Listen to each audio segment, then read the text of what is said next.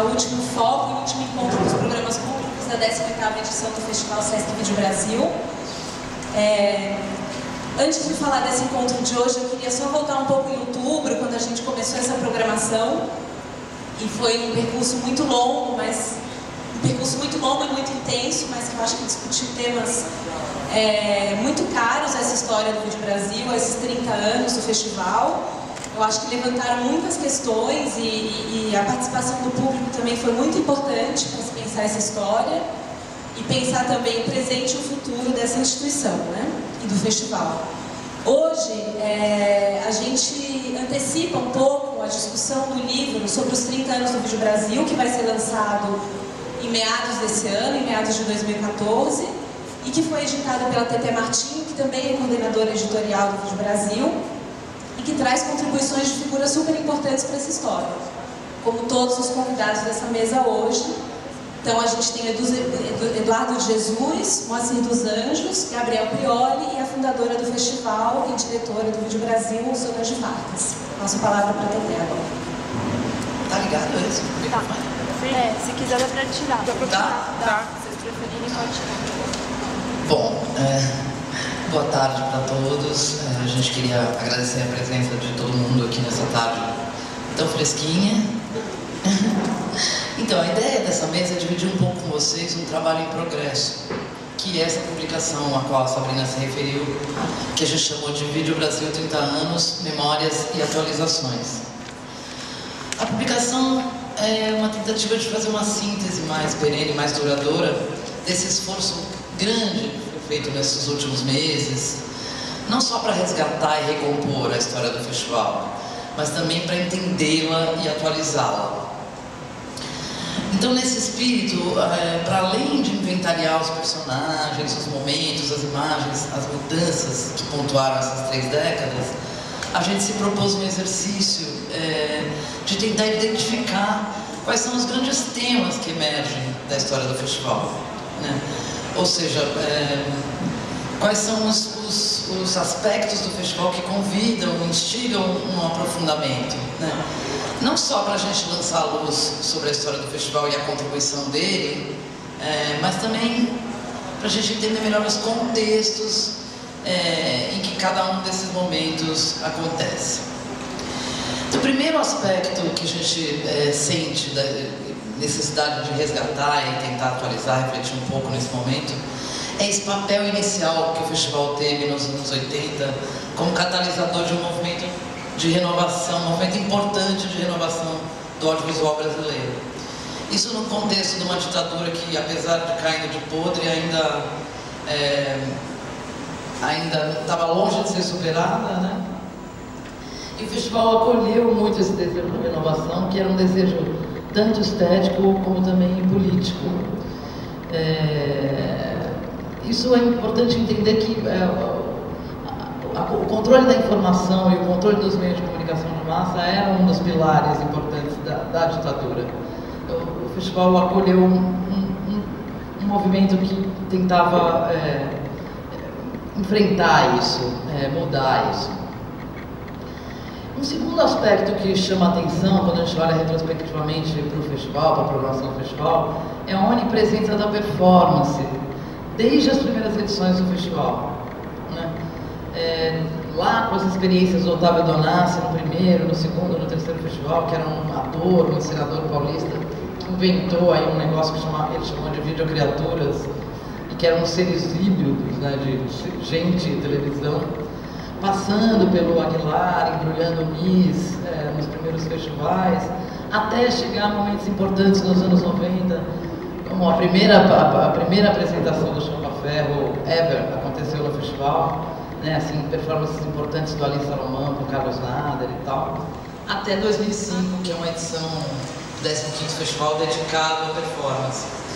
Então a gente ficou pensando, né, quais são as implicações dessa onipresença da performance, né? É uma coisa que reforça, um fato que reforça uma vocação desde sempre que o festival teve, apesar de ter nascido como festival de vídeo, desde sempre uma vocação para as artes, para estar perto das artes visuais, né? Ao mesmo tempo, a performance no contexto do festival, ela Em muitos momentos ela também nos convida a pensar, fornece material para a gente pensar sobre a relação entre vídeo e performance. Então esse é um segundo conjunto temático aí que a gente se deteve na hora de pensar o livro.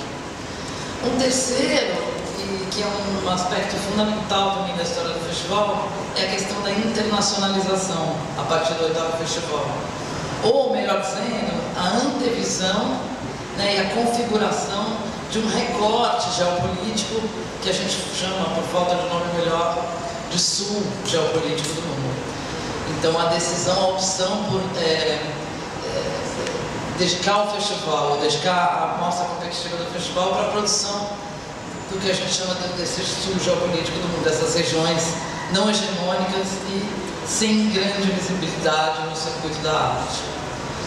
Então agora, nesse momento, a gente num mundo em constante mudança, a gente cabe a pergunta, né? Mudou essa questão da visibilidade, mudaram as relações de poder que estão por trás dessa divisão norte e sul. Então esse é um terceiro momento que a gente se dispôs a refletir aí. Só para vocês terem uma ideia, muito rapidamente o festival se internacionalizou em 1990, pela primeira vez recebeu realizadores de toda a América do Sul, Austrália, África e Sudeste Asiático. A partir do ano seguinte, com a entrada do SESC como parceiro, essa tendência se ampliou. No 12º festival, o critério geopolítico fica explicitado no regulamento, né? A mostra competitiva passa a chamar a mostra competitiva do Hemisfério Sul e aceitar obras realizadas por quaisquer artistas que estão fora do circuito principal da Europa/América do Norte.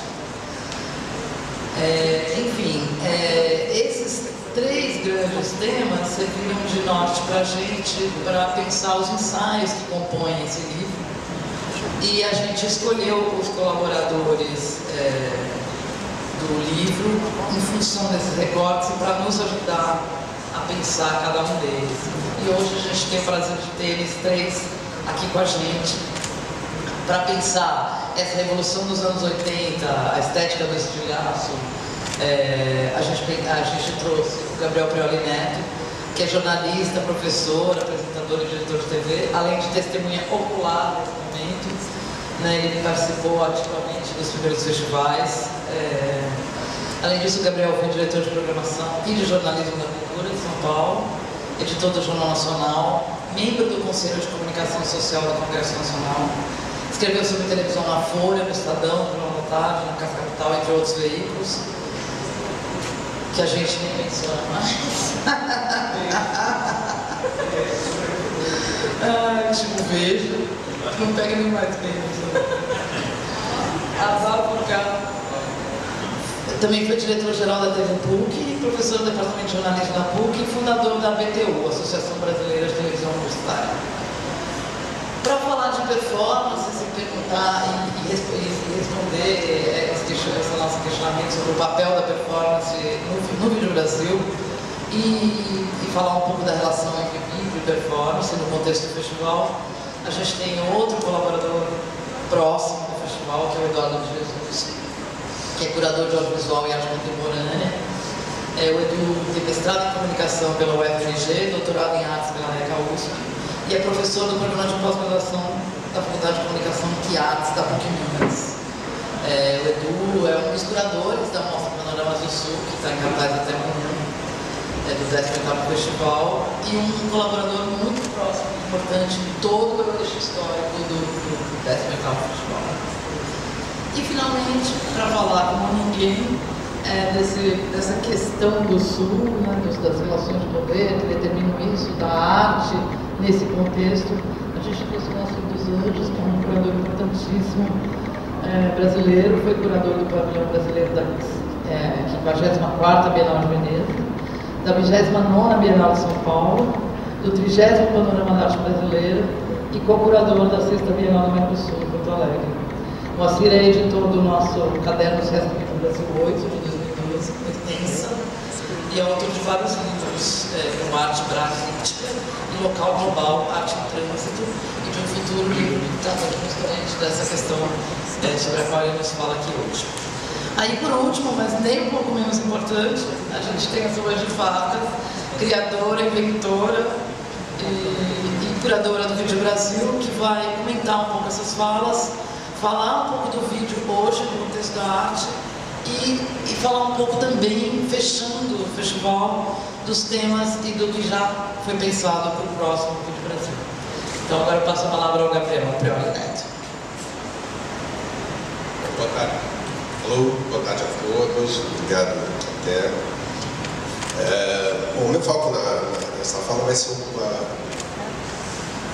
a fase inicial, os primeiros anos, os anos 80 propriamente dito, antes da internacionalização do festival e, sobretudo, da sua conversão num festival de arte eletrônica, no período inicial em que foi um festival basicamente voltado para a observação daquela produção audiovisual independente brasileira que estava em grande efervescência, entrou em grande efervescência nesse período e teve um papel importante de renovação, acabou tendo um papel importante de renovação da televisão brasileira. O festival de 83, como vocês sabem, mas esse contexto que nós estamos falando já começa a nos dar elementos super importantes já no final dos anos 70, quando a primeira coisa que eu acho que tem que considerar é o fim da censura prévia à imprensa e a mídia, de modo geral. Uma ditadura começa a afrouxar os controles de censura no final dos anos 70, no final de 78, início de 79. Na verdade, para valer já o governo Figueiredo, que começou em 79, então começa a se afrouxar os mecanismos de censura, e isso vai provocando uma retomada na televisão, né, de debates, um debate de algumas questões políticas e tal, que antes eram completamente tabu, não eram travadas, e vai permitir que surjam alguns programas na televisão, que são lendários hoje, né, que tiveram um papel importantíssimo de oxigenação do ambiente naqueles anos. Né. O mais importante deles, para o que nos interessa, foi o programa Abertura, dirigido pelo Fernando Barbosa Lima, na agônica TV Tupi, que era um programa de variedades, feito com diversas personalidades da cultura, da arte brasileiras, entre os quais o cineasta Glauber Rocha, que no âmbito desse programa teve também uma presença muito interessante, porque ele fazia um quadro absolutamente anárquico, subvertendo qualquer padrão conhecido de linguagem na televisão atual, que era uma linguagem bastante formal, quase necrosada em certos aspectos pelos anos de ditadura. As coisas havia muito pouca inovação, e o Glauber simplesmente faz um quadro completamente anárquico, intenso, politicamente, digamos, provocador, e esteticamente subversivo em tudo quanto era possível, né, da forma de enquadramentos e montagem, né, quer dizer, tudo que o quadro fazia era o que os manuais existentes de televisão mandavam não fazer. Isso, evidentemente, teve um enorme impacto sobre a juventude interessada no audiovisual na época, com toda uma geração de realizadores que estava começando a surgir e que estava dispersa, além de geograficamente no país, também por áreas diferentes da universidade. Né? Você tinha gente nas escolas de comunicação, aqui em São Paulo, na FAO, na arquitetura. Você tinha jovens começando a trabalhar com audiovisual. E se influenciaram enormemente e se fascinaram por aquela experiência de Glauber Rocha. Então bateu uma glauberite aguda, todo mundo bastante interessado em ser o próximo Glauber, o Glauber da imagem eletrônica, né? Então, ponto, parágrafo. Aí, o que é que aconteceu mais? Nesse ambiente, também, além da mutação política, a gente estava entrando na fase final da ditadura, no governo Figueiredo, últimos anos da ditadura, alguns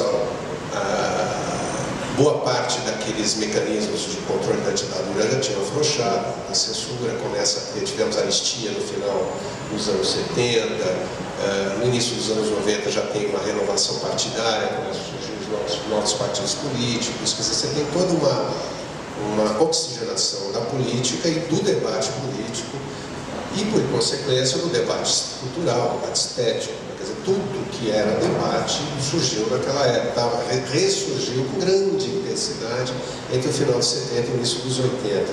Os movimentos, movimento negro, movimento gay, todos os movimentos possíveis de debate estavam eclodindo naquele período.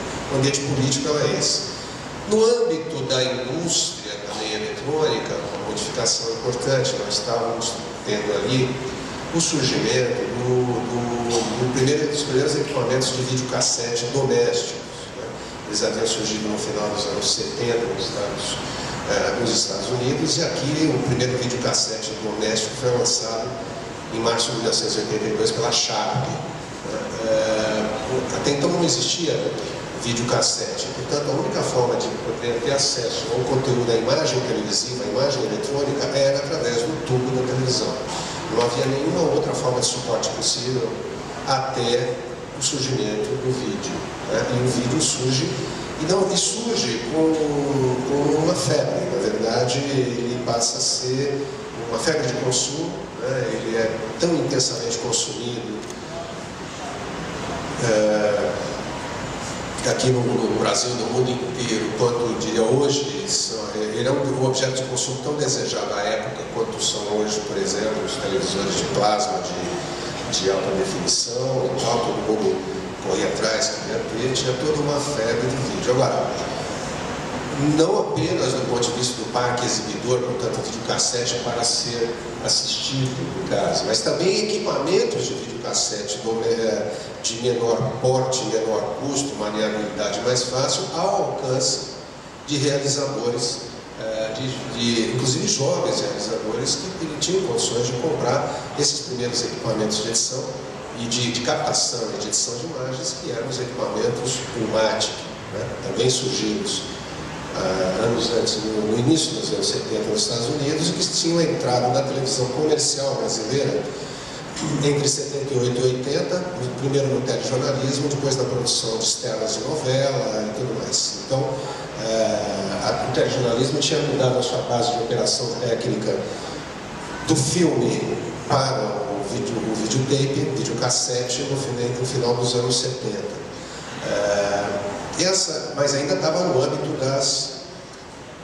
das emissoras de televisão, que tinham cacife, tinham poder econômico para comprar esses equipamentos. Eles foram barateando e ficaram acessíveis a pessoas de fora da televisão.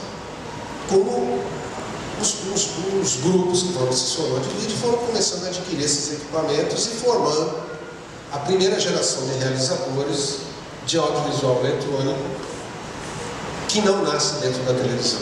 A primeira geração nasce externamente, com uma outra perspectiva, portanto sem vínculo com a tradição, com uma visão crítica em relação à tradição acumulada até a época, e com uma postura clara digamos, de combate crítico a essa produção existente e de renovação, de criação, de reelaboração a partir daquilo que existia. Então era esse o ânimo, né, digamos, e a visão político-estética de uma série de jovens realizadores que tinham à sua disposição, passavam a ter à sua disposição meios de produção que eram inacessíveis a então. Hoje todo mundo aqui tem um celular com vídeo, pode fazer um vídeo dessa situação aqui ou de qualquer outra, e com um programa gratuito que baixa na internet, chega em casa e edita esse vídeo, você tem um vídeo sonoríssimo, você mesmo produziu o seu vídeo. Essa facilidade simplesmente inexistia no final, nessa época que estamos falando, ela começa a existir no início dos anos 80. Um terceiro elemento que eu acho importante para entender o que acontece é que também, enquanto havia essa mudança na indústria audiovisual mundial, na indústria eletrônica, né, a indústria eletrônica mundial, com o videocassete, impactando a indústria audiovisual no mundo inteiro, com jovens realizadores começando a produzir vídeos independentes. Você tinha também uma inflexão importante na indústria da música, né, com o surgimento da MTV em 1981, que foi a primeira emissora especializada em música e que fomentou enormemente o mercado de produção de audiovisual musical. Quer dizer, a MTV fomentou, na verdade, um boom de produção de videoclipes, né, de grupos musicais. Isso se imbricou no momento aqui no Brasil de surgimento de uma geração de jovens músicos, né, e sobretudo roqueiros. Então você tem uma nova geração do rock brasileiro, a primeira que depois daquela onda da Jovem Guarda, de anos 60, você vai ter, no começo dos 80, o rock brasileiro, Barão Vermelho, Traje a Rigor, enfim, todas as bandas que vocês conhecem estão surgindo nessa época. Então assim, os jovens, quem não ia fazer grupo de rock ia fazer grupo de vídeo. Era basicamente isso, era assim, que o povo chamado moderno, descolado, ia fazer um grupo de rock e um grupo de vídeo. E isso se brincou de uma forma muito intensa, né? Porque a necessidade que essa indústria do audiovisual gerava de material audiovisual para difusão em canais tipo a MTV ou os espaços de veiculação de música na televisão, que tinha vários programas de videoclipe na televisão, essa indústria demandava produção, e essa produção não era feita pela televisão, nem pela indústria de produção montada para atender a publicidade. Passou a ser feita por esse grupo de realizadores que foi progressivamente se profissionalizando. Então, esses elementos todos se casam e esse grupo, isso tudo conflui para o Vídeo Brasil, que surge em 1973. Então você já tem uma produção que começa a ser feita, uma série de realizadores, todos eles subversivos, no melhor sentido possível da palavra, querendo subverter novas linguagens, criar, evoluir, todo mundo preocupado, todo mundo muito crítico em relação à televisão, querendo conquistar a televisão, né, querendo tomar a televisão de assalto, mas crítico em relação a ela. Então, todo mundo tendo uma produção e absolutamente interessado em, digamos, como eu disse, sobressair entre os seus próprios pares. Quer dizer, não importava que você tivesse seu vídeo fosse melhor do que no eventual prêmio troféu Alquete Pinto, que tinha, o troféu imprensa do Silvio Santos, que o seu vídeo independente ganhasse na novela das 8 da Globo, ou ganhasse do show do SBT. Isso não significava nada. Significava muito para os realizadores poderem ter o seu trabalho visto, reconhecido pelos próprios colegas, pelo próprio meio, que era onde todo mundo identificava que estava novo, que estava um avanço, que estava um progresso. O Vídeo Brasil foi esse polo de agregação e era o prêmio que todo mundo queria receber. Todo mundo queria se dar bem no Vídeo Brasil. Era importante ganhar esse prêmio porque era o reconhecimento do seu meio. Se eu estou bem aqui, se eu fui premiado aqui, é porque realmente eu estou bem, porque os meus concorrentes são os caras que eu respeito, o trabalho que eles fazem é um trabalho que eu amo. No Vídeo Brasil também, para concluir, ele foi... nós estamos esta efervescência, essa ebulição política, estética do início dos anos 90, isso se aprofunda cada vez mais por ação, inclusive por larga ação do próprio vídeo independente, que põe isso em alta rotação, tem uma visibilidade grande na imprensa. Eu e outros que trabalhavam na imprensa tivemos um papel de difusão e de digamos, de fomento do próprio processo e tudo mais. Então, isso começou a se aprofundar de um jeito muito intenso. E nós estávamos ali, anos 80, rediscutindo o Brasil inteiro. Tanto que esse processo atravessa os anos 80, vocês sabem que de 85 a 88 foi o processo constituinte, a Assembleia Nacional Constituinte e a Constituição Nova, promulgada em 88.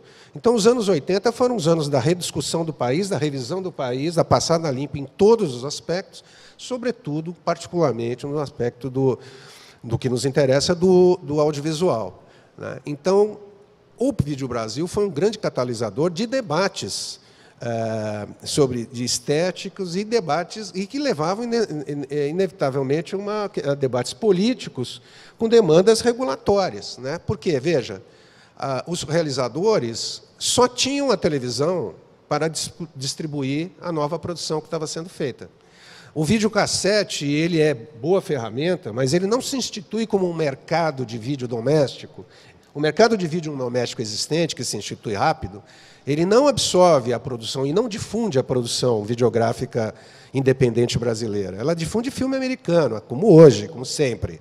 Ela difunde basicamente cinema, e cinema americano.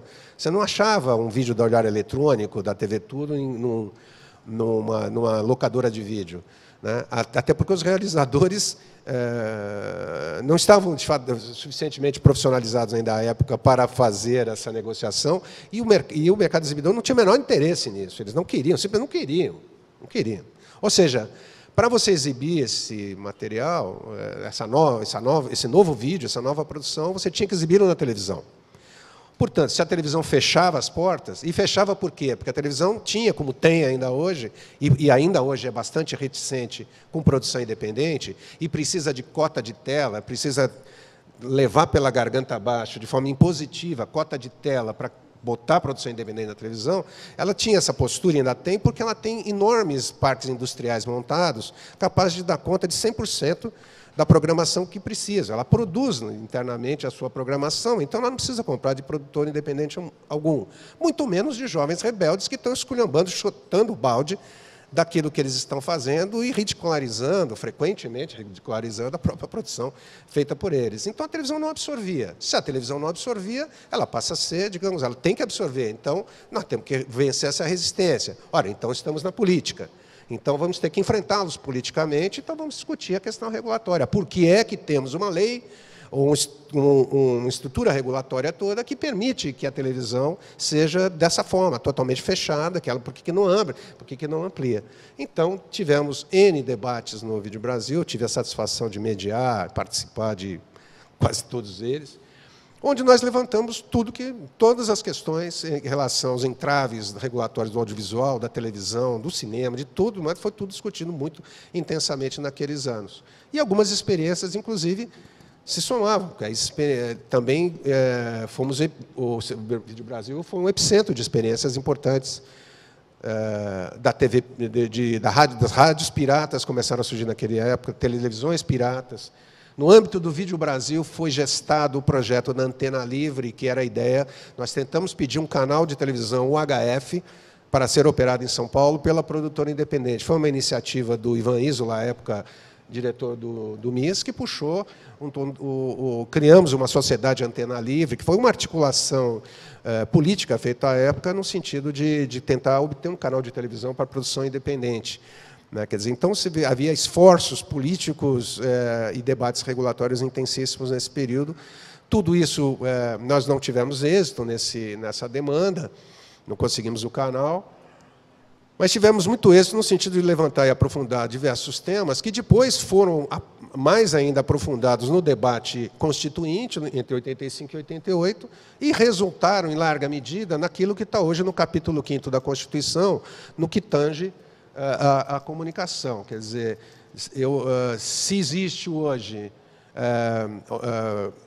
o artigo 221 da Constituição determinando que a televisão deve obedecer a alguns princípios, entre os quais a produção independente, né, a regionalização de produção e outros temas, finalidades culturais, educativas e tal, se existem esses temas consagrados na Constituição do país hoje, embora ainda não implementados em sua integralidade, em larga medida isso veio desses debates. Não fomos, evidentemente, só nós que fizemos isso, porque o país inteiro debatia, mas nós fizemos isso intensa e profundamente, e acho que demos uma contribuição.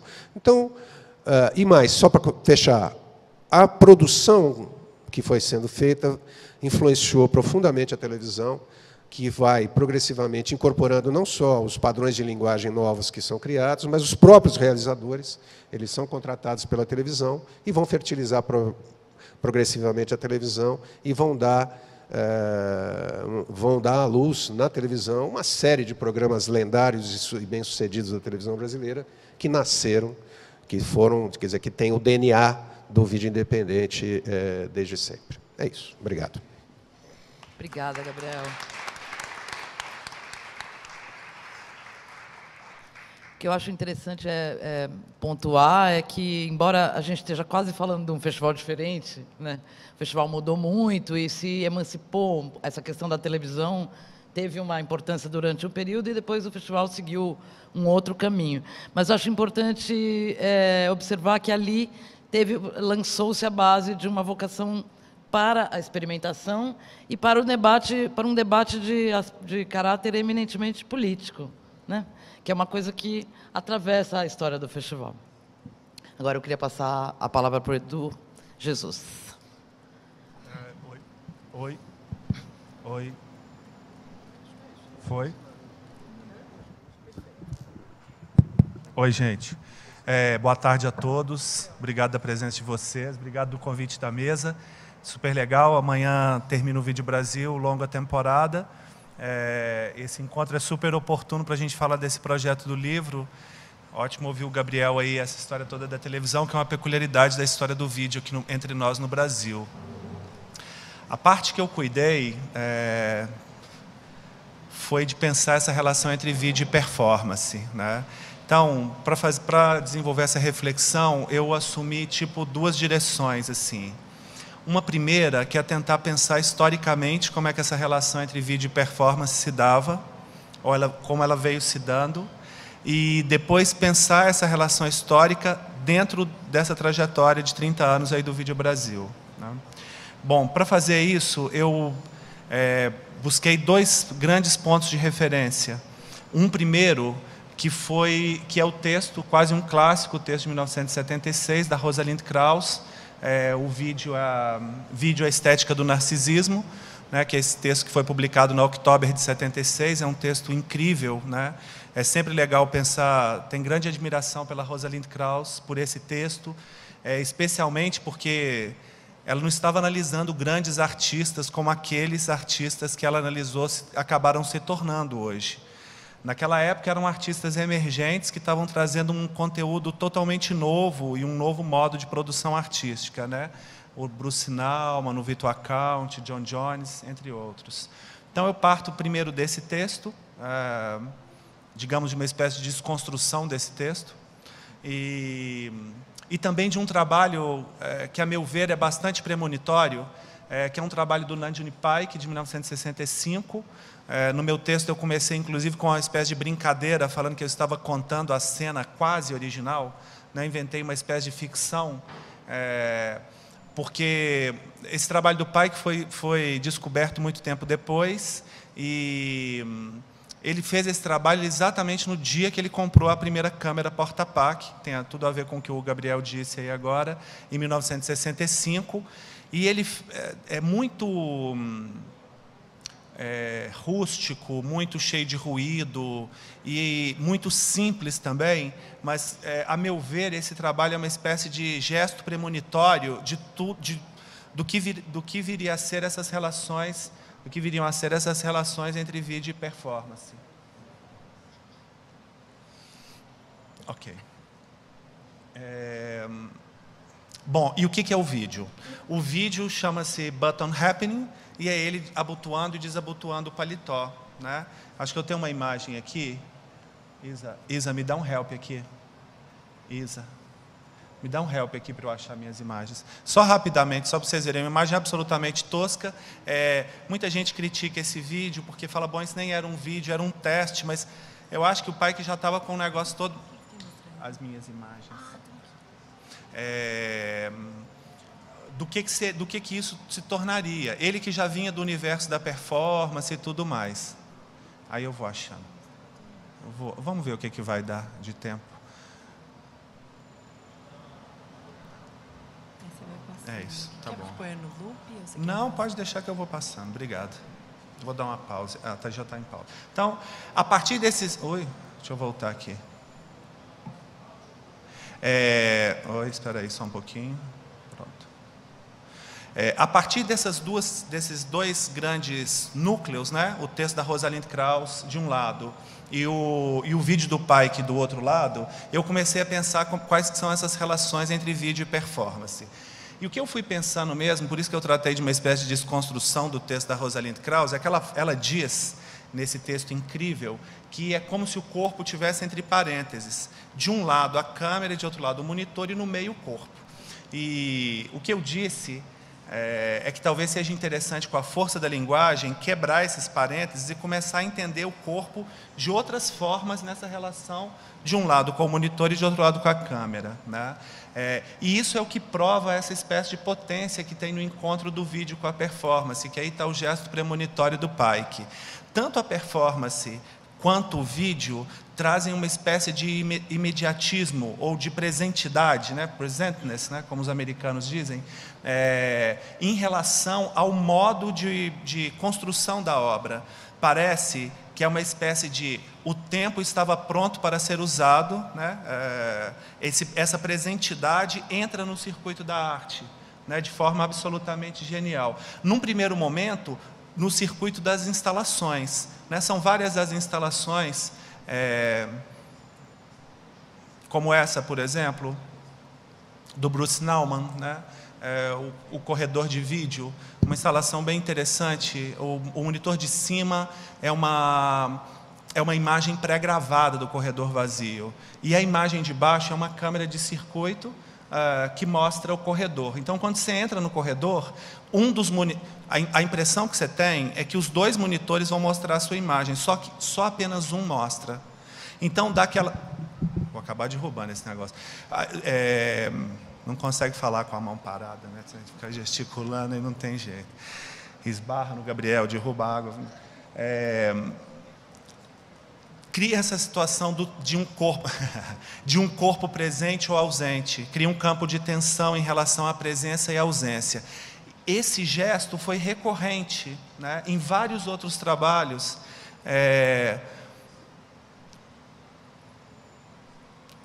Como o TV Buda do Pike, né? Esse TV Buda do Pike é a versão que o Pike fez para o Vídeo Brasil, né, no 10º festival. TV né? Preto Velho. TV Preto Velho. Né? E todos esses trabalhos, né, o que eu acho que é um fio de aproximação em todos eles, é um gesto de tornar o tempo cada vez mais presente, ou como se fosse um presente denso. Não esse presente que passa fugazmente, como a gente normalmente compreende, mas um presente que tem uma densidade, né? Ele fica sempre presente, né? De forma positiva, né? Pensando nisso numa positividade, daria para a gente pensar num eterno presente, né? Isso, digamos que é uma demanda que vem do universo do vídeo. Isso tem a ver com a natureza técnica, uma especificidade, uma característica central no dispositivo técnico do vídeo, né? O vídeo foi o primeiro modo de produção de imagem em movimento que transmitia e gravava ao mesmo tempo. Então, parece que ele já tem uma ligação profunda com esse tempo presente. Bom, quando isso junta com a performance, que é uma manifestação também que se dá no tempo, que é extremamente ligada ao tempo presente, digamos, a uma emergência do tempo presente, a minha reflexão encaminhou para esse lado, de pensar que quando esses dois universos se encontram, de um lado o vídeo e de outro a performance, parece que potencializa essa eminência ou essa emergência do tempo presente. Foi por aí que eu andei, para pensar um pouco que é a partir daí que esse tempo presente começa a entrar no universo da arte de forma mais definitiva. Não que o tempo presente não estivesse na produção artística, mas se a gente pensa em relação à história da arte de forma mais tradicional, o que a gente vê é o tempo passado, né? Imagina, de forma bem clássica e tradicional, um pintor, quando ele termina o quadro, ele assina, acabou. Ele mostra aquilo que o processo, um tempo passado, e a gente contempla o passado. Parece que essa entrada do vídeo trouxe esse novo vetor de presentidade para a produção artística, né? Bom, o que foi acontecendo ao longo do tempo foi, Por isso que eu fico desconstruindo a Rosalind Krauss, que eu acho muito, se por um lado é super interessante, de outro parece que é muito fechado ficar só no parênteses. O corpo ficar ali entre parênteses. Eu acho que o corpo não está debatendo entre a câmera e o monitor. Por isso que eu pensei de tirar o corpo com a força da linguagem de dentro do parênteses para colocar ele em conexão com outras coisas. E é isso um pouco que a gente viu acontecendo, tanto historicamente quanto ao longo da trajetória aqui do Vídeo Brasil. Por exemplo, quando a gente pensa esse trabalho aqui, por exemplo, que é o Vertical Row, da John Jones, esse trabalho ele existe como performance e também existe como vídeo single channel, né? E é a partir do uso do vídeo que isso começa a fazer muito sentido, esse modo de mostrar o corpo, né? Esse vídeo está disponível na internet para quem quiser ver. Ela fica batendo uma colher, fazendo um ruído muito forte, e o ruído, esse ruído ela sincroniza com essa passagem dessa barra, que é essa barra de defeito que dá nas televisões, dava, né? Nas televisões analógicas do passado. Hoje em dia essas de plasma não tem mais isso. E isso, num gesto performático, a gente via ela fazendo isso, e do lado a imagem disso acontecendo. Então o vídeo servia para enfatizar algumas coisas, fragmentar o corpo, né? Isso tudo envolvido nessa atmosfera do tempo presente. Então, tanto para a produção do vídeo single channel, para a performance produzida para o vídeo, ou para a performance produzida para a audiência, né, como a gente está aqui agora, esse encontro entre vídeo e performance trouxe essas questões do tempo presente. Esse trabalho, por exemplo, que é o Centers do Virtual Account, né? O Account foi extremamente profícuo no uso do dispositivo técnico do vídeo para, de uma certa forma, trazer a performance para dentro do universo, performar para o próprio vídeo, e dando uma especificidade tremenda para o trabalho. Esse, por exemplo, chama Centers, porque ele dura 22 minutos, né? Quer dizer, já tem uma ideia de duração, de resistência, que é muito típica do campo da performance, e ele fica tentando sustentar o dedo dele no centro exato da tela. Então, bom, ficar sustentando o braço 22 minutos é bem complicado, então o dedo dele fica variando ali um pouquinho, e ele fica procurando obsessivamente o centro da tela, né? Muito significativo, porque ao mesmo tempo que é o centro da tela, ele aponta para o receptor. De uma certa forma, ele tenta romper essa barreira entre recepção e emissão que a mediação da televisão dá, né? Esses e alguns outros trabalhos, né? Tem um outro do Account também, que se chama Priance, que é super aflitivo, ele fica tentando abrir o olho de uma mulher. Então, como gesto performático, é bastante aflitivo. Agora, no vídeo, isso ganha um outro contorno, porque é um plano fechado.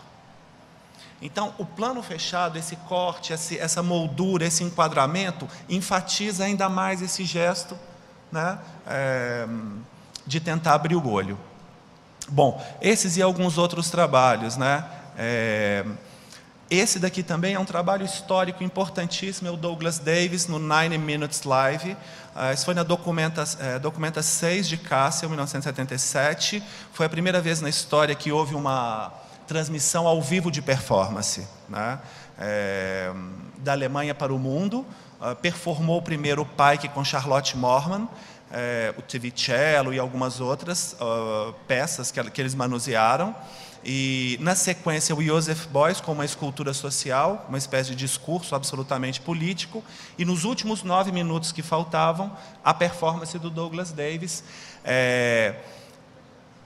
Ele talvez tenha sido o que melhor aproveitou essa situação da transmissão. Ele estava na Venezuela, o negócio veio da Alemanha, ele se conectou da Venezuela junto com a Alemanha para mandar o sinal de lá para a Alemanha e dali ser transmitido. E o tempo inteiro ele fica tentando romper a barreira, né? Ele performa no espaço televisivo e fica tentando romper, batendo a mão aí. Então, e essas duas imagens aqui, dessas duas mãos, foram sobrepostas posteriormente. Então, é uma imagem pré-gravada. E essas outras duas aqui são imagens geradas ao vivo. Bom, passando por essas questões históricas, sem querer me alongar muito, isso aí é o Donassi, já entrando no Vídeo Brasil, primeira edição do Vídeo Brasil, 1983, com as videocriaturas, né? Descendo a Avenida Europa em direção ao MIS, essa coisa louca que ninguém entendia o que era, essa coisa totalmente híbrida, né? Que é um rosto, um rosto de televisão num corpo, né? Em cima de um cavalo, chamava o Cavaleiro do Apocalipse. E isso prova bastante esse desejo que o Vídeo Brasil teve desde a primeira edição até agora, de trazer o campo da performance, né? De entrar nesse universo, especialmente, talvez, pela quantidade de risco que isso oferecia, né? Pela potência de experimentação que o universo da performance pode trazer.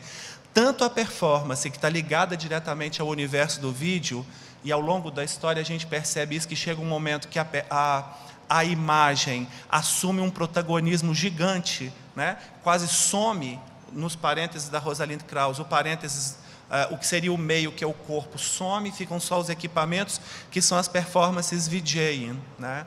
Manipulação de imagem ao vivo. O Éder Santos fez várias dessas apresentações aqui. O Luiz Duva fez uma apresentação histórica no contexto do Vídeo Brasil, que foi Desconstruindo Letícia Parente. Então, ele pegou o Made in Brasil, que é um vídeo importantíssimo da nossa história, e ele desconstrói isso espacialmente, com uma série de telas. O Duva tem larga experiência nisso, já participou de várias edições do festival. Isso, ao longo do tempo, foi cada vez ficando mais profícuo, né? E mais interessante também. Além disso, ao longo do percurso, chega um momento, que é a 15ª edição, que aconteceu aqui no Sesc Pompeia, que foi totalmente dedicada a pensar nas relações com a performance. E aí sim, tanto em mostras, né, trabalhos do The Kitchen, uma sequência inteira das primeiras performances da Marina Abramovic, assim como ações contundentes da Coco Fusco, né, The Bare Life, um grupo de pessoas na frente da Embaixada dos Estados Unidos, repetindo os mesmos procedimentos das prisões políticas americanas em Cuba, né? Varrer o chão com uma escova de dente. A gente fica brincando que foi a primeira vez que a gente saiu do caderno de cultura e quase foi para o caderno de polícia nos jornais, porque a gente saiu no caderno Mundo, menos no caderno de cultura, porque foi uma confusão total por causa dessas territorialidades de embaixada e tudo mais. Marco Paulo Rola, Shelpa Ferro, como a TT já disse, a Ingrid Mago e a Melate Suryodarma, entre outras, né? Bom, depois desses trajetos, né, para encerrar, eu queria destacar um trabalho e depois fechar a ideia. Um trabalho super importante de performance no contexto da história do Vídeo Brasil é o Coverman, do Alexandre da Cunha, que foi reencenado agora nessa 18ª edição. Bom, não foi à toa que a gente convidou o Alexandre para refazer, né, reencenar, reeditar. Essa palavra é super problemática no campo da performance, problemática no bom sentido, gera muita reflexão em torno disso, se é possível, se não é. Essa foi uma das primeiras performances que teve um uso muito sutil, mas bastante significativo do vídeo, e ela aconteceu dentro do espaço expositivo. Eu, pessoalmente, vejo que essa performance é a partir do Coverman, né? Ou talvez o Coverman signifique esse momento de mutação ou de abertura do Vídeo Brasil para o circuito mais amplo da arte contemporânea, né? E na primeira encenação, na primeira apresentação do Coverman, ele usa uns procedimentos como de cura. Eu não sei se eu pus uma imagem dele aqui. Então ficava essa performer deitada, ele manipulava esse tapete, curava, cortava, envolvia o corpo dela. Aqui no fundo tinha está ao contrário, né, mas de onde a gente está vendo tinha uma grande projeção de vídeo, e logo aqui abaixo tinha uma sequência de imagens em Polaroid. Acho isso bastante significativo, porque parece que esse imediatismo, ele colocou em xeque o imediatismo do vídeo usando a Polaroid. E depois esse corpo ficava em exposição e a audiência chegava perto, para ver as imagens Polaroids e para ver o que tinha acontecido mais efetivamente, né? Então, eu acho que esse é de uma certa forma, talvez seja o sentimento que aproxima o Vídeo Brasil do universo da performance, né? Trazer essa presentidade, colocar muitos riscos. Eu acho que isso está bem explícito aí, tanto na primeira edição dessa performance do Alexandre da Cunha, quanto agora, 13 anos depois, em outro contexto, em outra situação. Então, como para fechar essa minha reflexão, o ponto que eu coloquei no texto foi de pensar que assim, a performance opera em uma ampliação dos escopos de construção poética. Nesse campo, aglutinam-se experimentações com a imagem em movimento e, paradoxalmente, alargam-se fronteiras entre manifestações artísticas. Esse alargar das fronteiras é, de certa forma, um traço típico tanto da performance quanto do vídeo. Mas, quando elas duas estão juntas, são forças desterritorializadoras que criam, para além dos parênteses da Rosalind Krauss, uma nova cartografia das visualidades, né? Essa nossa velha reivindicação aí com os historiadores da arte, para que eles consigam entender que tanto o cinema quanto o vídeo operou nos imaginários contemporâneos da história da arte, né?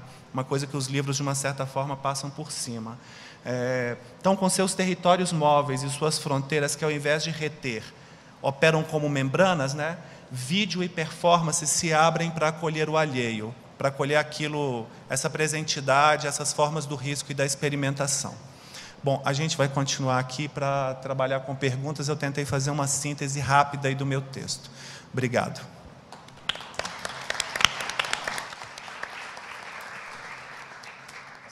Para terminar, antes de passar a palavra para o Moacir, eu queria só citar você mesmo, Edu, que no texto o Edu fala uma coisa muito interessante, que para ele, a performance na história do Vídeo Brasil atua como um vetor duplo. De um lado, aproximando o festival do campo da arte, e do outro lado, articulando uma herança histórica das vanguardas dos anos 60, que ele mencionou aqui na figura do Pike, sobretudo. Agora vamos ouvir o Moacir.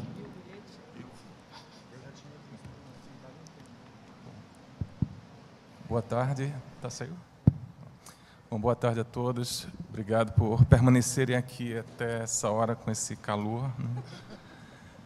Na verdade, se fosse para falar do Sul, em uma palavra, diria que é o lugar onde faz calor, né? É uma forma de definir o Sul. Mas eu queria agradecer o convite do festival para estar aqui hoje mais uma vez, né, partilhando. Estive logo no início desse festival, numa mesa redonda, e volto agora nesse último encontro para falar de algo que, de alguma maneira, atravessa, né, todo o percurso do festival, toda a trajetória do festival, que é a ideia desse lugar que é o Sul, né? Esse Sul que, de alguma maneira, é o objeto ou é o território no qual o festival atua, né? E para falar desse lugar, né, que se chama de Sul, eu queria começar falando do que melhor caracteriza um tempo, né? O nosso tempo, que é o século XXI, que, na verdade, começou ainda em 1990, né? Do mesmo jeito que o Hobsbawm diz que o século XX acabou antes, né, do seu tempo cronológico, por razões óbvias, o século XXI também começou já há algum tempo. E começou porque, nos anos 90, porque foi nessa década que muitas das certezas do século XX foram enterradas, né? E foi nessa década que foram anunciadas muitas das mudanças que ainda estamos tentando compreender, tentar entender. E uma das características desse século novo, do século XXI, anunciadas ali nos anos 90, foi a consolidação de um conjunto de transformações econômicas, políticas e tecnológicas que a gente costuma resumir nesse termo chamado globalização. E talvez a principal característica dos modos de vida criados nesse processo seja um espaço novo de aproximação entre aqueles que estão distantes, né?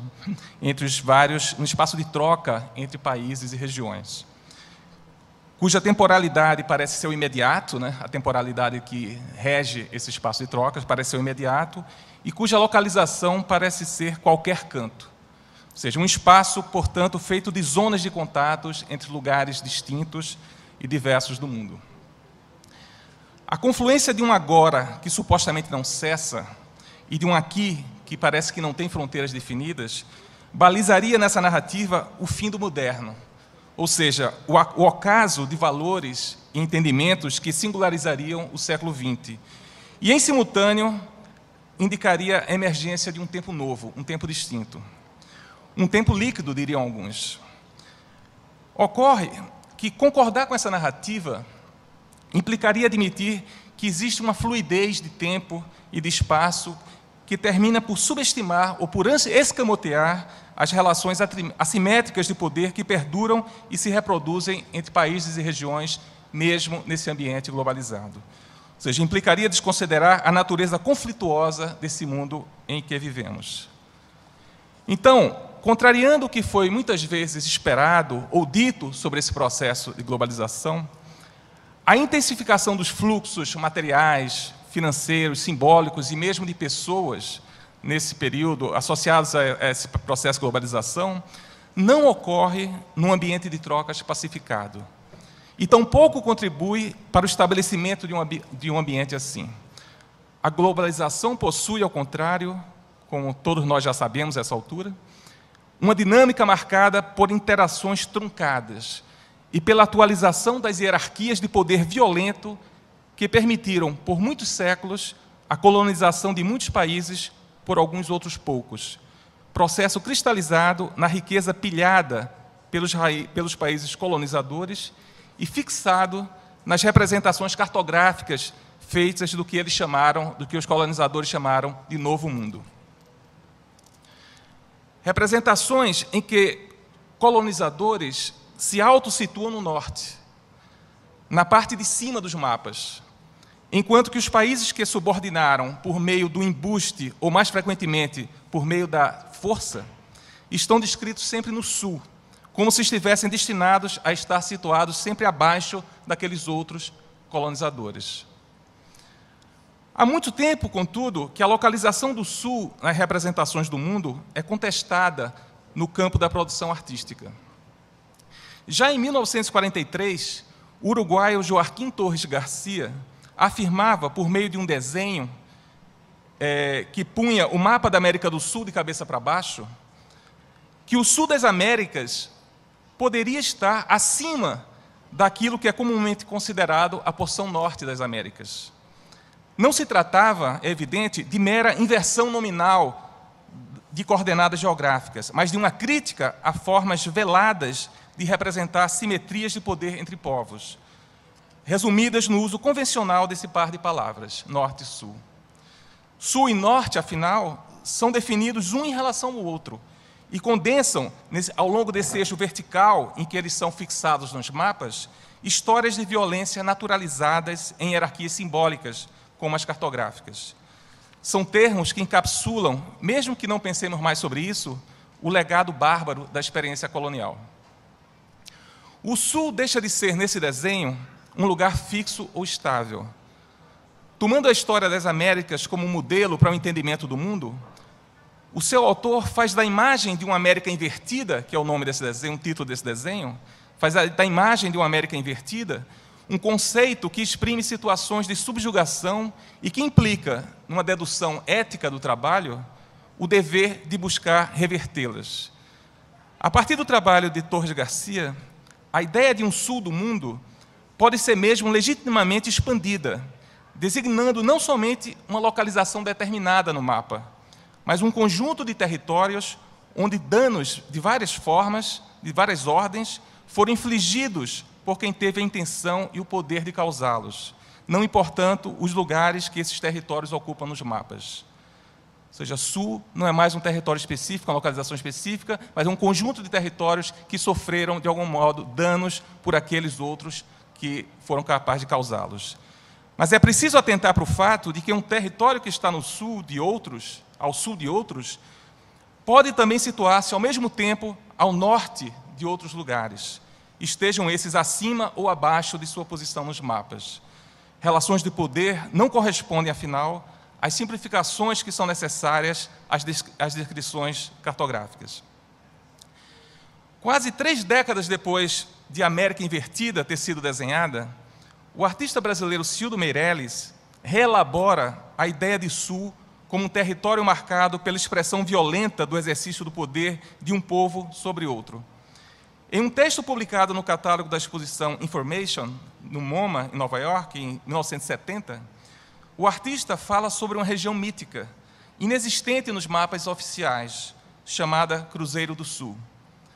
Conforme ele relata no texto, os habitantes nativos desse lugar não conheciam divisão de terras, até serem invadidos e terem seus modos originais de vida desagregados, sendo privados dos meios usuais de produção e impedidos de expressar habilidades e saberes que tinham sido por muito tempo cultivados por eles. Fazendo referência clara ao extermínio de povos indígenas durante a colonização portuguesa e espanhola na América do Sul, o texto de Cildo sugere ainda que os habitantes daquele lugar vão um dia retomar e refundar o seu território. Nesse tempo por vir, diz o artista, a selva irá se multiplicar e se alastrar, abre aspas, até que todos que esqueceram e desaprenderam como respirar o oxigênio morram infeccionados de saúde. Fecha as aspas. Mas Cruzeiro do Sul, que é o título desse texto, também é o nome de um trabalho feito à mesma época por Cildo Meirelles. Um cubo de 9 milímetros de lado, metade dele feita de carvalho e a outra metade feita de pinho, que Cildo Meirelles propunha colocar sobre o piso, sem nada mais no seu entorno, em uma área mínima de 200 metros quadrados. E aí está o trabalho montado. Apenas a desproporção escalar entre o objeto e o ambiente onde ele é mostrado já instaura dúvida acerca do que é, de fato, ser pequeno ou grande, ou de qual é a medida que fixa o limite e a importância de alguma coisa.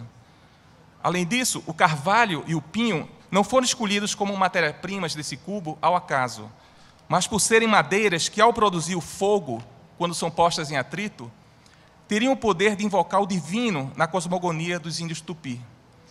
Em vez de anular o diminuto cubo, o relativamente imenso espaço vazio que o circunda parece indicar a extensão da força simbólica que a partilha imaterial de uma crença, no caso a crença dos índios tupi, pode embutir. E o fato de as civilizações ameríndias terem sido dizimadas por colonizadores europeus só atesta a potência crítica que esse vão quase deserto pode assumir. Mas o que esses trabalhos do Torres Garcia e do Cildo Meirelles melhor fazem é definir qual é, afinal, o lugar do sul do mundo. O sul do mundo é o lugar da violência histórica cometida pelo outro que se posiciona no norte.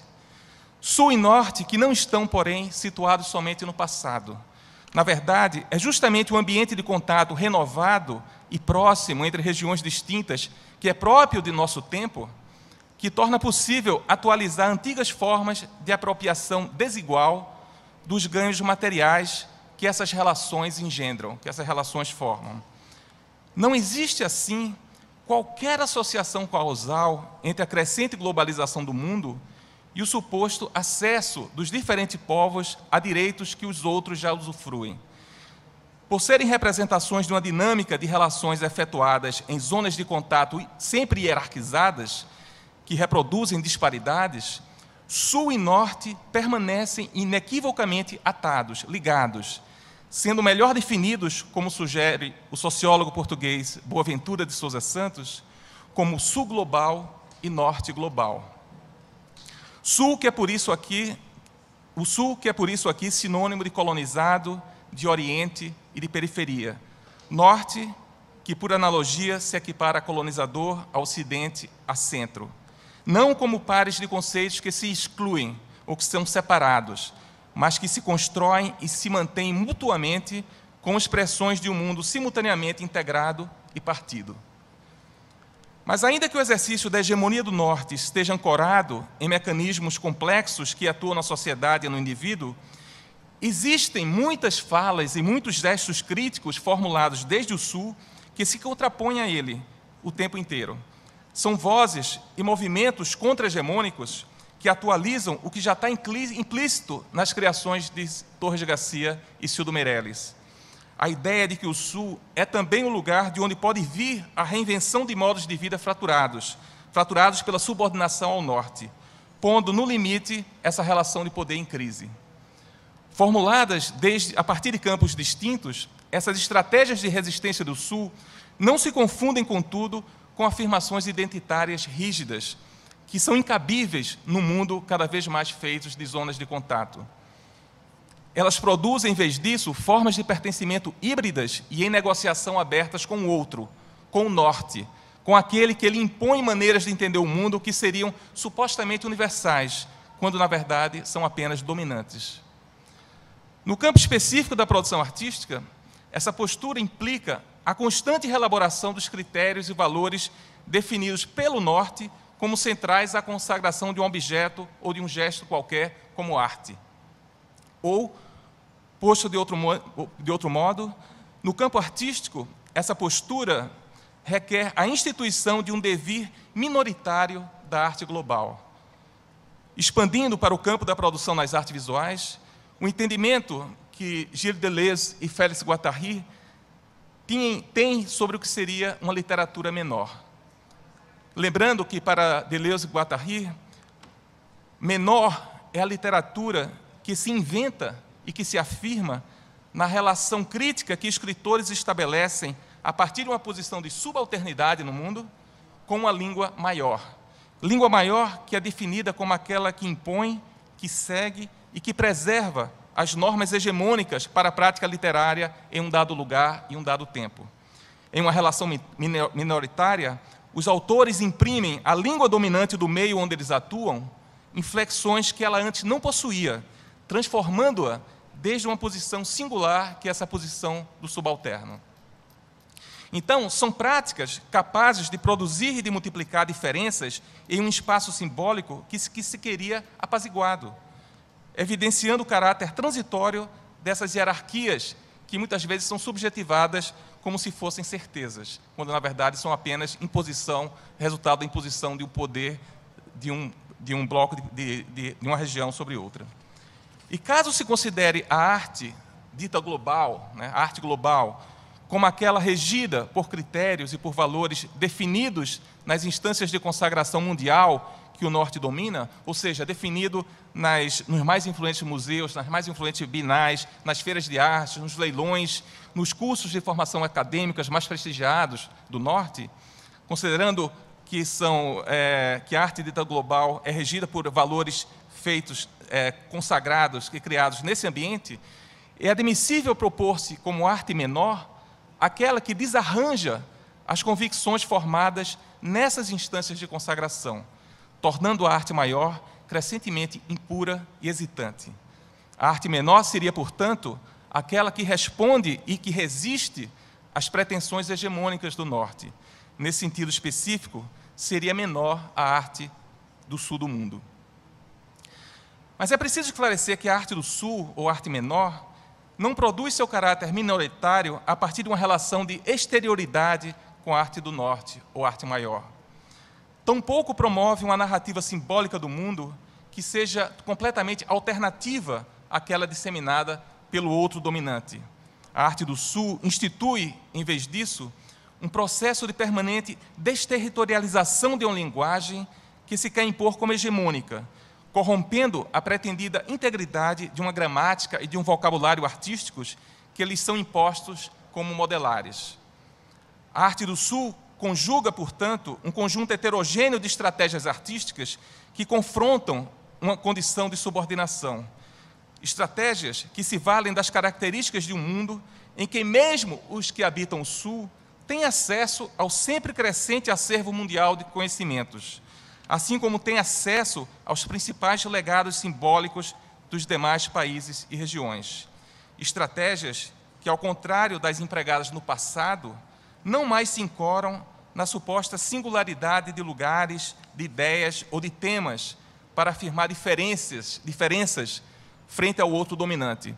Em um campo geopolítico globalizado, o que torna a arte feita em um lugar diversa da arte feita em outros lugares não é mais o confronto estanque entre elas, mas sim as maneiras, os modos, como conhecimentos e legados disponíveis a todos na configuração tecida e imposta a partir do norte, são acolhidos, são descartados ou são recombinados a partir de posições minoritárias, a partir da posição do subalterno. Essas articulações entre códigos distintos fazem com que a chamada língua global da arte seja também falada com sotaques específicos, com sotaques diferentes.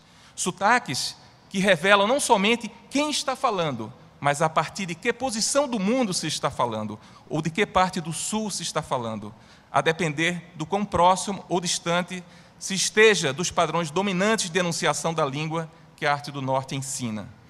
Sotaques que evocam, desde o campo da criação simbólica, as relações de poder que reproduzem hierarquias entre os vários lugares de vida, desmanchando as pretensões de uma arte que se quer global, quando em verdade é somente hegemônica.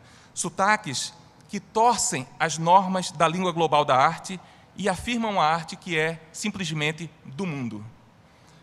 Os muitos sotaques falados pela arte do Sul podem, em vista disso, ser entendidos como expressões singulares de uma arte global menor, mesmo que sem nunca completá-la, mesmo que sem nunca lhe dar uma feição única.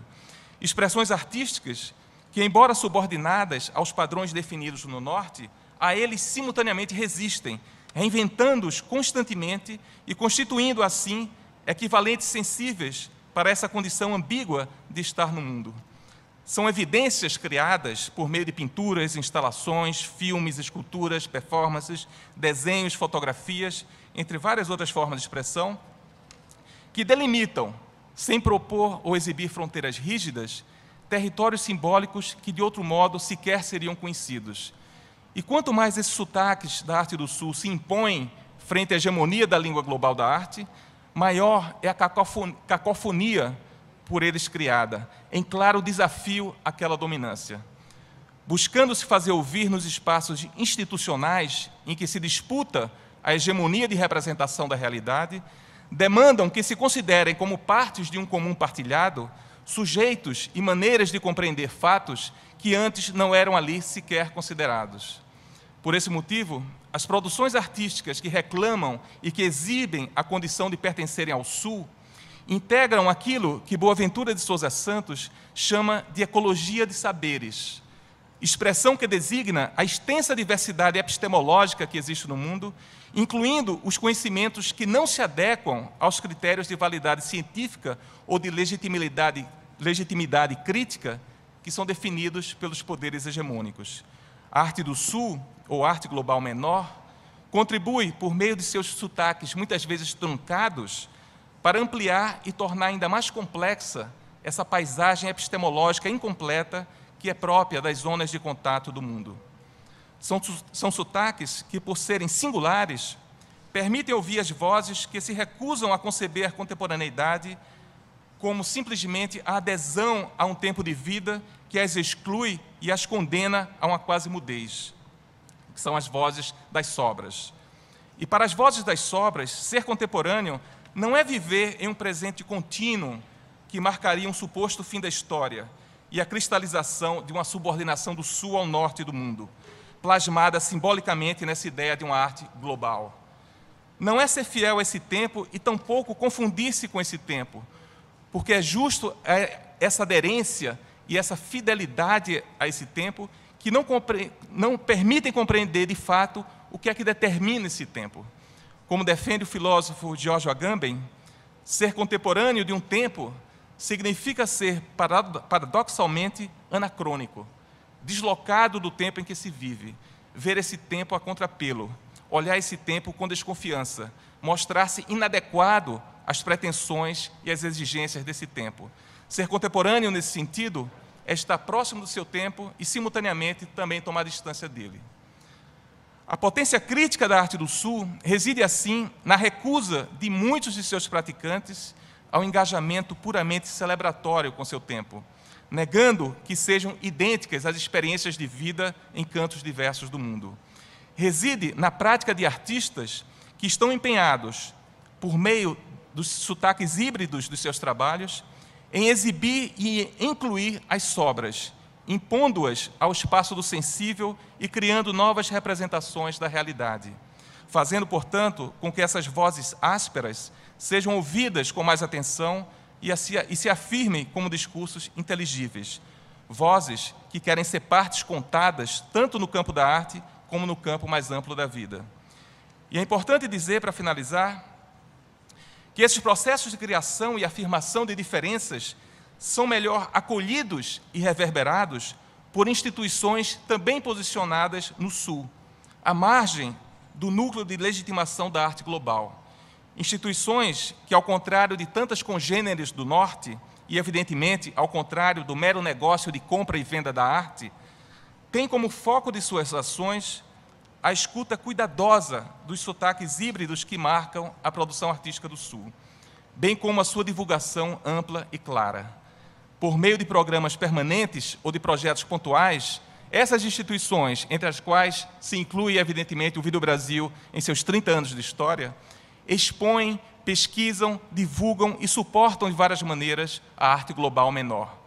Constroem, em articulações umas com as outras, um discurso com densidade argumentativa e com poder de amplificação mínimos para poder fazer face ao discurso e às práticas que afirmam critérios e valores próprios da arte do Norte. Disputa que busca alargar continuamente o chamado campo global ou hegemônico da arte, de modo a fazer caber nele aquilo que antes eram somente sobras, e tornando mais ampla a ecologia de saberes disponível para entender a vida globalizada e para nela atuar. É preciso lembrar, contudo, que essas instituições do Sul, ou instituições menores, podem se situar em qualquer parte, já que a complexidade da política do mundo não equivale, como já disse, à sua representação física em mapas. Ao falarem desde uma posição de subalternidade e por fazerem dessa posição um lugar de enunciação de danos antigos e de danos novos, os artistas que inventam e articulam os sotaques do Sul enxergam e dão a ver o que há de mais contraditório no tempo em que vivem, postura comungada pelas instituições que os acolhem. Enunciação de danos que, somada a tantas outras semelhantes, vindas de outros campos do conhecimento, faz emergir uma representação contra-hegemônica do estado do mundo e contribui, quem sabe, para a diminuição das desigualdades que fraturam tanto esse mundo. Ao contrário de muito da arte feita desde o Norte ou a partir do Norte, o tempo da arte do Sul é inequivocamente o tempo contemporâneo. Um tempo que, apesar de tudo, se move. Obrigado.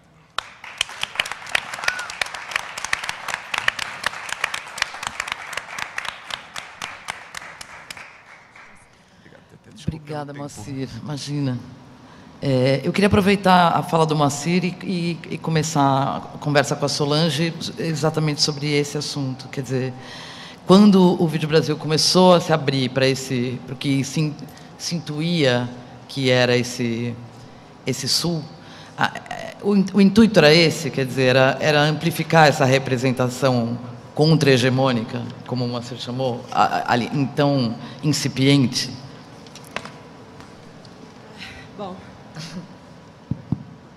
Bom, primeiro, boa tarde a todos, e eu quero pedir desculpas por essa sauna aqui agora, e acho que a gente vai tentar até encurtar um pouco a nossa estada aqui nessa sala, porque está ficando insalubre, mas vamos, e quero agradecer a presença aqui dos meus colaboradores desde o primeiro Vídeo Brasil, como o Gabriel, aos que continuam e que estão e que entraram nesse time que constitui comigo esse projeto Vídeo Brasil, né? Que o Vídeo Brasil, além de ser um festival, é o que dá visibilidade às nossas atividades, mas é, acima de tudo, uma plataforma de trabalho, uma plataforma que prevê essas mudanças, essa diminuição de certas injustiças, que trata-se, é uma instituição que tem como perspectiva um pouco a questão da inclusão.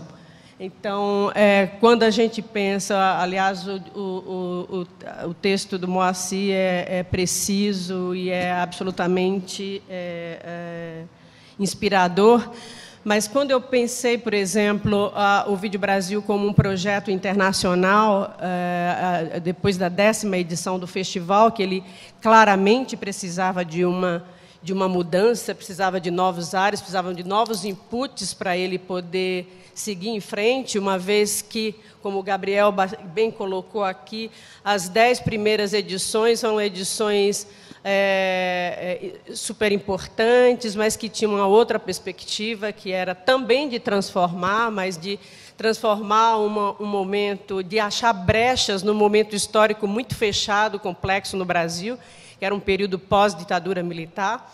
Então, o festival, naquele momento, tinha essa perspectiva, sim, de usar a televisão, que era o principal meio de comunicação, aliás, o único meio de comunicação, mas extremamente fechado para a voz, né, para uma voz do povo brasileiro. Era uma televisão que atendia, na verdade, os interesses do governo militar. Então, o festival entrou também num momento para achar brechas para poder propor algumas questões, né? Mesmo que fosse, no momento, a televisão era a grande questão, uma antitelevisão, que é que a gente costuma falar. Então, quando a gente pensou na primeira mudança do festival, que era trazer de troca, né, de criar novas possibilidades para os artistas que começavam a trabalhar com suporte vídeo, era abrir o festival para a participação de artistas de outros lugares do mundo, mas claramente naquele momento, isso eu estou falando de 1990, ou seja, no momento ainda onde tinha vários vestígios na cultura e na política brasileira da ditadura militar, essa discussão em torno da questão do Sul ainda era uma questão muito incipiente, assim, não era uma discussão que a gente tinha tão bem elaborada como temos agora, por razões óbvias, né? O Sul querendo ocupar, ou querendo não, né? Um movimento normal de reposicionamento global, onde o Sul começa a ocupar um lugar delicado de ocupar um lugar do Norte ou alguma coisa que o valha. Mas a questão é que, naquele momento, eu percebia claramente que a gente precisava buscar uma conexão, sim, com artistas internacionais, mas que tivessem culturalmente, politicamente, socialmente, muito mais a ver conosco aqui no Brasil. E que também, dificilmente, a gente tinha acesso a essa produção em qualquer lugar, em qualquer mostra, em qualquer exposição, no sistema global das artes. Então, justamente como o Brasil era essa zona de escuridão, essa zona de no-names, onde você não sabia quem eram as pessoas. Então, o Vídeo Brasil começou, naquele momento, a tentar mapear, com muita dificuldade, os nossos pares, quem eram os artistas que, como nós aqui no Brasil, habitam nesses lugares ainda com muito pouca visibilidade. Então, aí começou essa pesquisa, de fato, né? Não que fosse uma oposição ao Norte, claro que não, era importante estabelecer e fortalecer, para mim era claro naquele momento, uma base de trabalho, uma troca entre países do Sul que estabelecesse uma relação mais igual com o Norte, né, para mudar um pouco esse modo de operar que a gente bem conhece historicamente. Então, assim nasceu essa história do Vídeo Brasil desde a década de 90, já com essa perspectiva, sim, né, de diminuir um pouco essas injustiças, de colocar a gente num certo protagonismo. E olhando para frente, para os próximos festivais, esse recorte continua fazendo sentido? Claro, total. Ainda muito, a gente sabe disso, né, Moacir? A gente sabe que ainda precisamos fortalecer bases de trabalho, de reflexão e de produção nos nossos países e estabelecer uma rede mais concisa e mais ampla entre esses países, entre esses artistas. Então, essa é uma perspectiva que acho que a gente apenas começou. E a gente sabe muito bem ainda a grande dificuldade de estabelecer uma relação mais igualitária, né? A gente ainda está aqui. Eu fiquei lembrando agora que o primeiro texto que eu fiz do festival, nessa passagem de um festival nacional para um festival internacional com esse perfil, o título do texto eram Limites e Desejos. Engraçado, a gente outro dia estava escrevendo material sobre essa retrospectiva e a gente pensava, aí eu fiquei pensando o que era Limites e Desejos. Tinha muito, sim, uma perspectiva, e a gente sabe, ainda continua, eu acho, os artistas queriam muito uma inserção no circuito global das artes, porque é o circuito existente, era o circuito que dá visibilidade, que legitima. E eu insisti sempre, eu acho que agora a gente consegue um equilíbrio um pouco maior e uma conscientização dos artistas, né?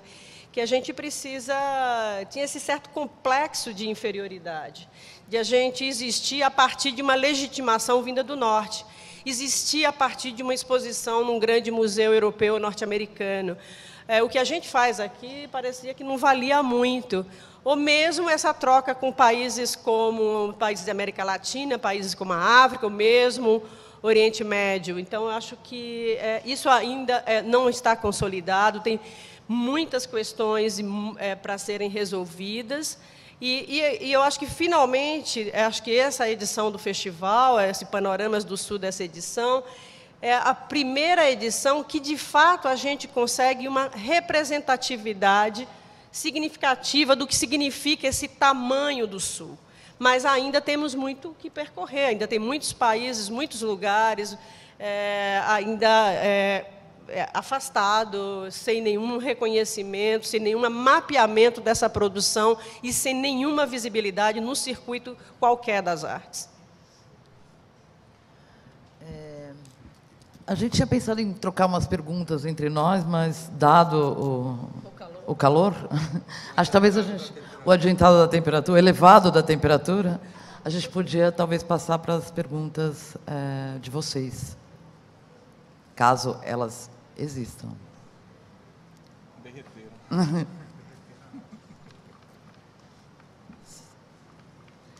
Se ninguém tiver questão para fazer, eu tenho uma excelente sugestão. Amanhã é o último dia da exposição.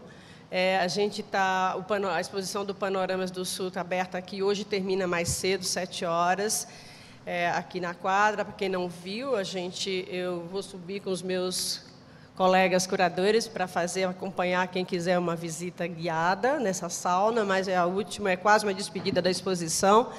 E aqui também, essa estrutura nessa sala é uma grande retrospectiva desses 30 anos do festival, mas que também, com 30 anos, pode-se entender como 30 anos do vídeo no Brasil. O vídeo, desde esse momento que o Gabriel colocou tão bem aqui, nesse momento que o Vídeo Brasil e o vídeo no Brasil, os realizadores tinham como perspectiva modificar, de certa forma, a televisão ou o Brasil através de uma ação quase que política, usando a televisão ou os meios eletrônicos, até hoje, né, é uma linha que vem, é uma grande timeline, na verdade, que começa lá como o primeiro festival e vem até aqui, que é a 18ª edição. Isso foi um trabalho hercúleo que a gente fez aqui, eu e o Edu, mas é claro que com uma equipe gigante de pesquisadores, de diretores de arte e de produtores, diretor de vídeo, porque isso foi a gente editou mais de 5.000 horas de vídeo, resgatamos materiais não só do acervo do Vídeo Brasil, mas também materiais de outros acervos de artistas, acervos históricos, da própria televisão brasileira.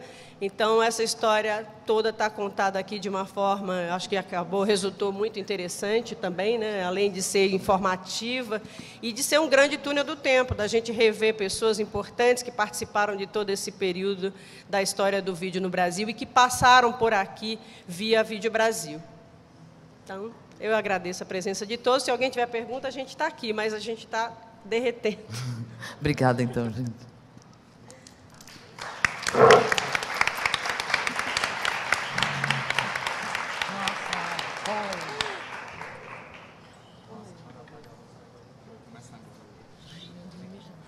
Não é?